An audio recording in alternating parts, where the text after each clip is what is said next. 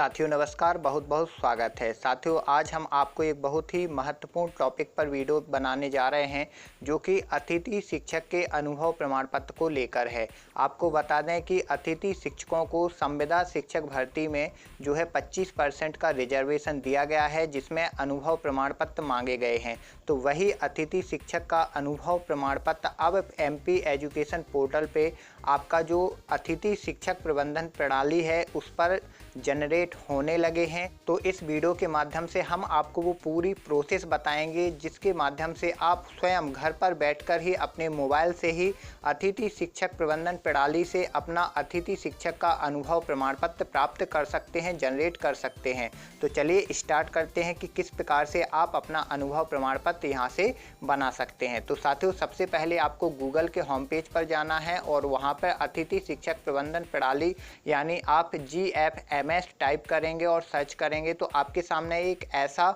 जो है home page आपके सामने ओपन होगा। यहाँ पे आप राइट साइड में कॉर्नर पे देख रहे हैं 3 लाइंस, तो यहाँ पर आपको क्लिक करना है। 3 लाइंस पे जैसे ही आप क्लिक करेंगे तो आपके सामने ये लॉगिन का ऑप्शन यहाँ पे दिखाई दे रहा है। तो आपको सबसे पहले अपने मोबाइल नंबर से रजिस्ट्रेशन से आपको यहाँ पर लॉगिन हो जाना है। प्रोसेस जारी है, देखते रहिए। आप जैसे ही यहाँ पे क्लिक करेंगे तो आपका ये मेरा पहले से मोबाइल नंबर पासवर्ड मैंने डाल के रखा है। अब यहाँ पे आपको ये स्क्रॉल राइट करके जो है आपको यहाँ पे लॉगिन पे क्लिक कर देना है। दोस्तों इसके नीचे आपको फॉरगेट पासवर्ड भी दिखाई दे रहा है। यदि आपके पास पासवर्ड गुम हो गया है तो वहाँ पे जा कर के आप नया पासवर्ड भी मंगा सकते हैं।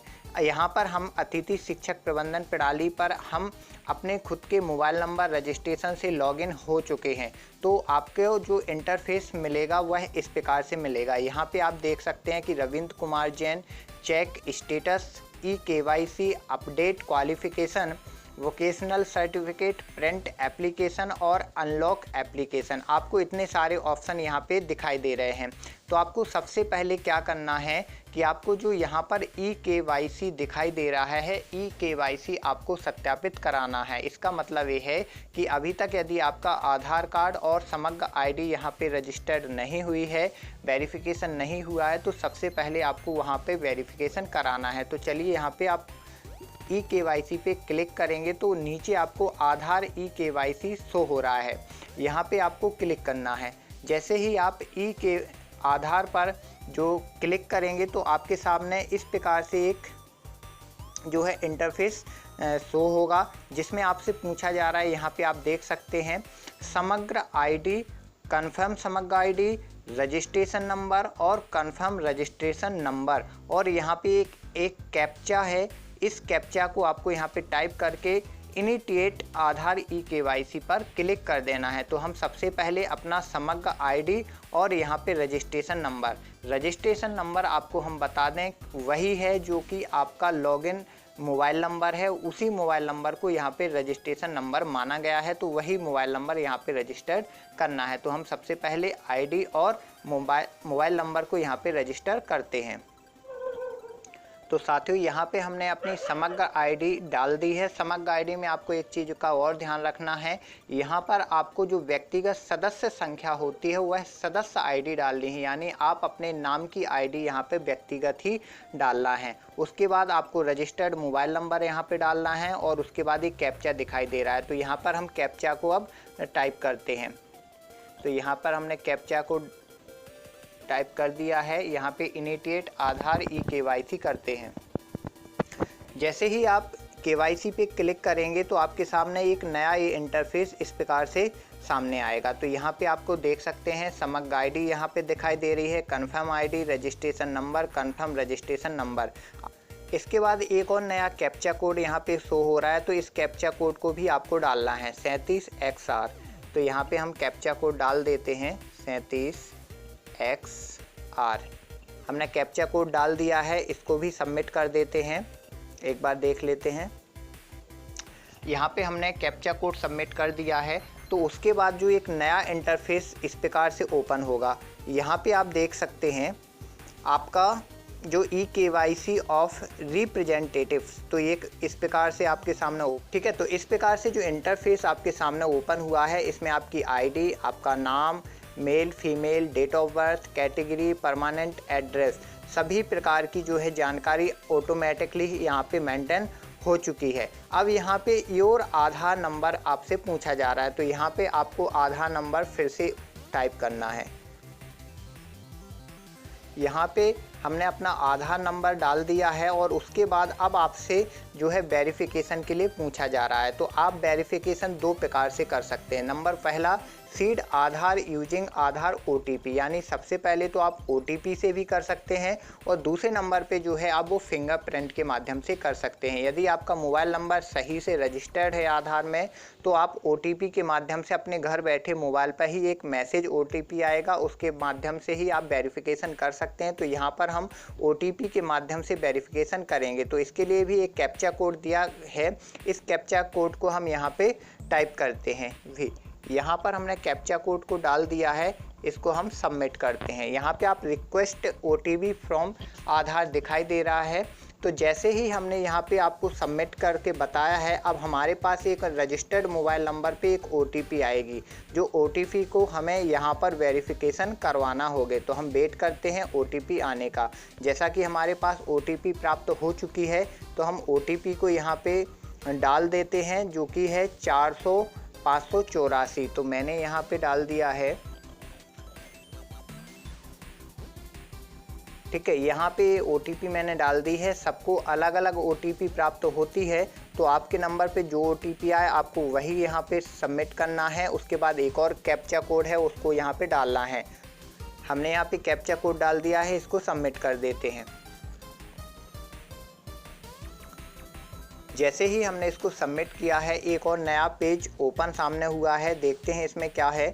यहाँ पे आप देख सकते हैं कि सभी वही पुनः आईडी, रजिस्ट्रेशन नंबर, ये सारी चीज़ें हैं। और यहाँ पे नीचे आप देख सकते हैं कि your Aadhaar seeded successfully with your समग्र आईडी, यानी मेरे द्वारा जो अभी समग्र आईडी और आधार ई-केवाईसी किया गया है वह यहाँ पे सक्सेसफुल हो चुका है। और यहाँ पे नीचे आप देख सकते हैं कि OTP send to the mobile number, last के 4 डिजिट यहाँ पे दिखाई दे रहे हैं, यानी इसका कंफर्मेशन जो है वो हमारे इस मोबाइल नंबर पे भेज दिया गया है।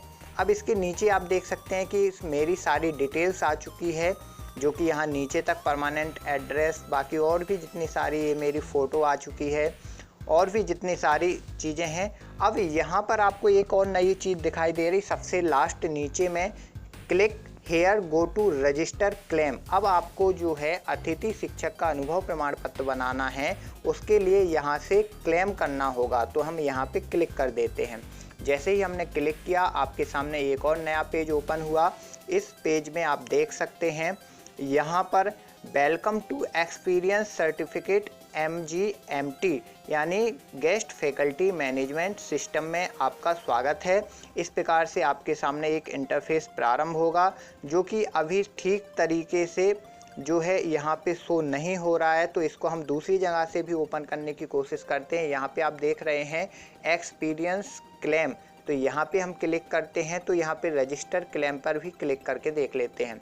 जैसे ही हम रजिस्टर क्लेम पे प्रेस किया, हमने क्लिक किया, तो एक और नया इंटरफेस इस प्रकार से आपके सामने ओपन होगा, जिसमें आप देख सकते हैं यहाँ पे guest ID, date of birth और एकेडमिक ईयर और यहाँ पे कैप्चा कोड। तो ये आपसे पूछा गया है। अब आपको बता दें कि गेस्ट आईडी में आपको क्या डालना है। तो गेस्ट आईडी में आपने जितने वर्ष जिस स्कूल में आपने काम किया है और आपको उसका वेतन मिला हुआ है, तो वह वेतन जिस आईडी के माध्यम से आपकी एक व्यक्तिगत आईडी होती है, अगर आपके पास नहीं है तो आप स्कूल से जा कर के वो आईडी प्राप्त कर सकते हैं। वैसे आपको अभी जो पिछली ईयर में, लास्ट ईयर में अनुभव प्रमाण पत्र जो कागज़ के माध्यम से बनाए गए थे, उसमें इस आईडी को शो किया गया था।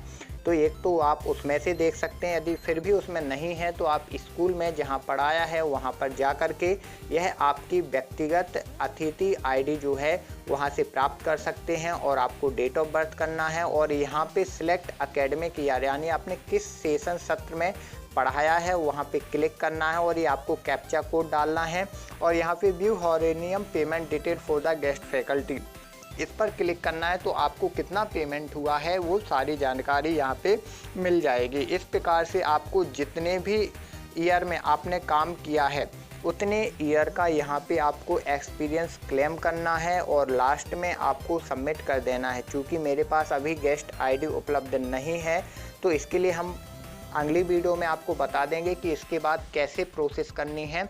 लेकिन फ़िलहाल में यदि आप करना चाहें तो यहाँ पे सिर्फ आपको अपनी गेस्ट आईडी डालना है, डेट ऑफ बर्थ डालना है और सिलेक्ट एकेडमिक ईयर, ये 1 साल का अनुभव प्रमाण पत्र बनेगा। इस प्रकार से आपने जितने वर्ष काम किया है अतिथि शिक्षक के तौर पे, उतने वर्ष आपको यहाँ पे एकेडमिक ईयर के हिसाब से आपको जितनी पेमेंट मिली है। ध्यान रखें दोस्तों, आपके जो है वर्किंग डेज से मतलब नहीं है, आप कितने दिन स्कूल में गए हैं कितने दिन नहीं गए हैं, इससे उन्हें कोई मतलब नहीं है। मतलब उनको इससे है कि आपको कितने दिन का पेमेंट सैलरी दी गई है, वही आपका एक्सपीरियंस यहाँ पर काउंट होगा। तो आपको उतने ही दिन का यहाँ पे अनुभव प्रमाण पत्र दिया जाएगा। इस प्रकार आपको अलग अलग जाकर के जितने भी साल आपने काम किया है उस वहाँ पर अतिथि शिक्षक अनुभव प्रमाण पत्र का आप क्लेम कर सकते हैं। और लास्ट में आप जैसे ही यहाँ पे क्लिक करेंगे तो उसके नीचे आपको प्रिंट एक्सपीरियंस क्लेम दिखाई दे रहा है। जैसे ही आपका एक्सपीरियंस जनरेट हो जाए उसके बाद आप इसको जो है प्रिंट आउट निकाल सकते हैं कंप्यूटर शॉप पे जाकर और उसको वेरीफाइड संकुल प्राचार्य, बीओ और डीओ के माध्यम से इसको सर्टिफाइड करा सकते हैं। तभी जाकर आपका अनुभव प्रमाण पत्र कंप्लीट माना जाएगा। फिर भी साथियों, यदि आपको कोई शंका है इस वीडियो के माध्यम से अतिथि शिक्षक अनुभव प्रमाण पत्र के संबंध में, तो आप निश्चित हमें कमेंट बॉक्स में कमेंट करें, अपने प्रश्नों को पूछें। हम अगली वीडियो में उन प्रश्नों के भी जवाब देने की कोशिश करेंगे और कोशिश करेंगे कि इसके आगे की भी वीडियो आपको बनाकर दें। और साथियों, यदि आप हमारे चैनल पर नए हैं तो चैनल को प्लीज़ सब्सक्राइब करें और बेल आइकॉन को ज़रूर दबा दें ताकि सभी नोटिफिकेशन आपको सीधे ही प्राप्त हो सकें।